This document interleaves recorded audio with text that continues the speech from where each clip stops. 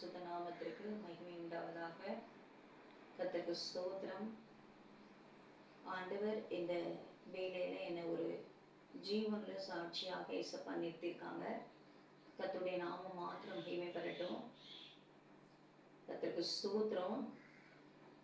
என்னுடைய சாட்சி என்னன்னு கேட்டீங்கன்னா, என்னுடைய 38வது வயசுல திடீரென்று என் 2 கிட்னியும் பழுதடைஞ்சிடுச்சு. உடனடியாக எனக்கு டயாலிசிஸ் பண்ணணும் அப்படின்னு சொன்னாங்க. ஆனாலும் அந்த நேரத்தில் எனக்கு ஒரு ஊழியக்காரர், நான் அப்போ சென்னையில் இருந்தேன். அப்போது என்னுடைய ஊழியக்காரருடைய ஆலோசனையின்படி இப்போ உனக்கு இந்த டயாலிசிஸ் வேண்டாமான்னு சொன்னாங்க. அது ஒரு தெய்வ வாக்காக நான் அப்படியே விசுவாசிச்சு நான் டயாலிசிஸ் பண்ணலை உடனடியாக. கிட்டத்தட்ட பார்த்தீங்கன்னா 7 வருஷங்கள் நான் டயாலிசிஸே இல்லாதபடி, டயாலிசிஸ் அப்படின்றது அந்த சுத்திகரிப்பு, இரத்த சுத்திகரிப்பு ட்ரீட்மெண்ட், அதை நான் செய்யாதபடி 7 வருஷம் இசப்பா கிருபையை பாதுகாத்தாங்க.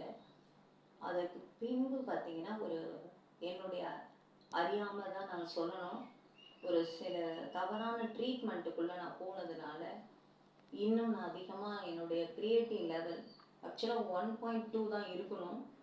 எனக்கு பார்த்தீங்கன்னா 27 போயிடுச்சு.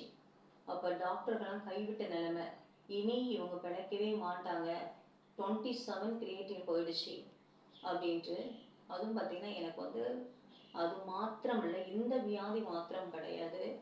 2018 பார்த்தீங்கன்னா எனக்கு,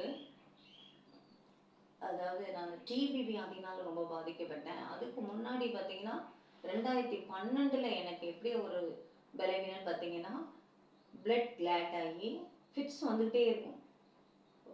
ரொம்ப, அதாவது என்ன சொல்கிறது, ஃபீவர் விடவே விடாது.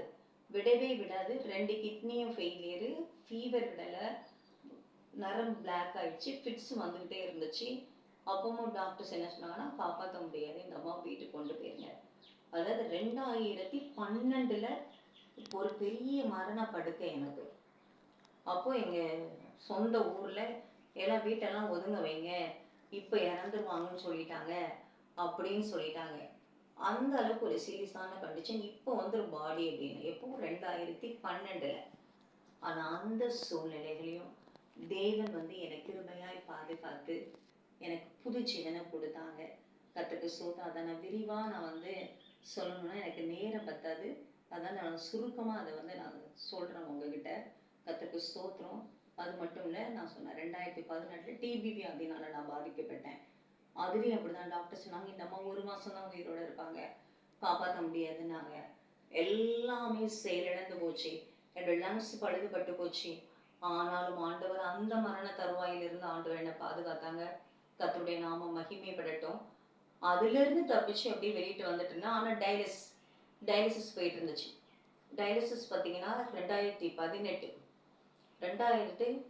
எனக்கு டயாலிசிஸ் ஆரம்பித்தாங்க. டயாலிசிஸ் போயிட்டுருக்கு.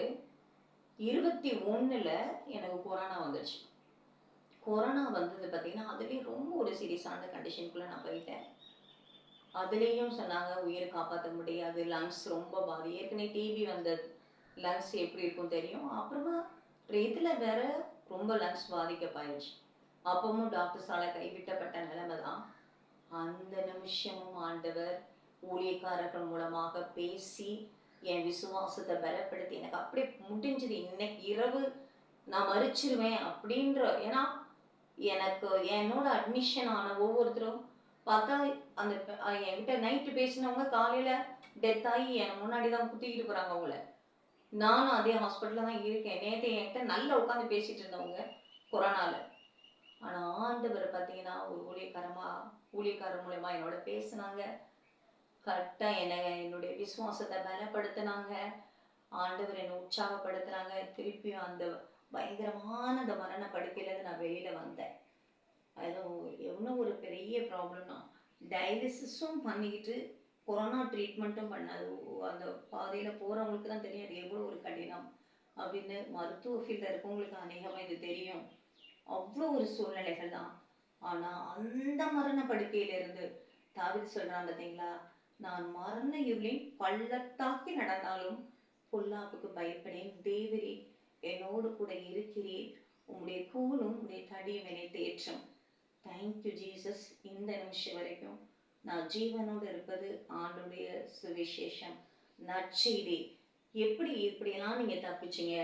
எப்படி உங்களால இந்த இவ்வளோ வியாதியிலேருந்து எப்படி வந்து இன்னைக்கும் டயஸ் ஓடிட்டு இருக்கு, இன்னைக்கு எப்படி நீங்க உயிரோட இருக்கீங்க அப்படின்னு கேட்டீங்கன்னா ஒன்னே ஒண்ணுதான், சத்தியத்தையும் அறிவீர்கள், சத்தியமே உங்களை விடுதலையாக்கும்னு வேத வசனம் சொல்லுகிறது.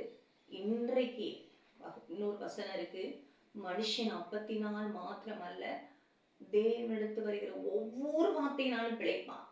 அதுக்கு உதாரணம், அது ஒரு ஜீவன சாட்சியாருனா என்னை நான் சொல்லுவேன், உறுதியா நான் சொல்லுவேன், இன்னைக்கு நான் ஜீவனோடு இருக்கிறேன் அப்படின்னா தேவனாகிய கர்த்தருடைய வார்த்தையினாலதான் இன்னைக்கு ஜீவனோடு இருக்கிறேன்.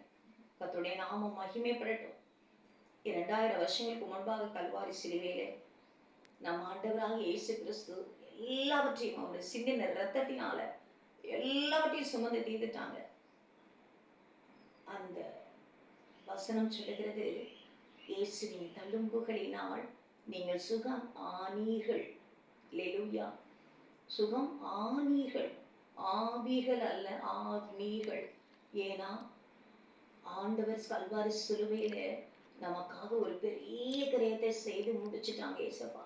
அவங்க சின்ன ரத்தத்தினால, அவங்க நாமத்தினால, அவங்க நமக்கு கொடுத்த வெளியேற பெற்ற வார்த்தையினால தான் இன்னைக்கு நான் வந்து ஜீவனோடு இருக்கிறேன். இதை 100% நான் சொல்லுவேன்.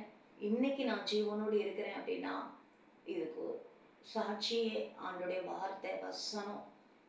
நான் இன்னொரு முக்கியமான ஒன்று சொல்லுவேன், டயாலிசிஸ்லாம் சில நேரத்தில் போகும்போது நான் திருப்பி வருவேன் அப்படின்ற நம்பிக்கை இல்லாத சூழ்நிலை தான் போய் படுப்பேன் அந்த இடத்துல. ஏன்னா அவ்வளோ பலவீனமாக இருக்கும், அவ்வளோ ஒரு டயர்ட்னஸாக இருக்கும். இன்னைக்கு டயாலிசிஸ் ஓடுமா அப்படின்ற மாதிரி ஒரு கேள்வியாக தான் இருக்கும். ஆனால் ஒன்னே ஒன்று என்ன தெரியுமா, விசுவாசத்தோடு ஆண்டுடைய வார்த்தையை பிடிப்பேன், வார்த்தையை சொல்லுவேன், பிடிப்பேன். ஒரு சின்ன பிள்ளை தகப்பனுடைய கையை பிடிக்கிறது போல பிறகு ஆண்டுடைய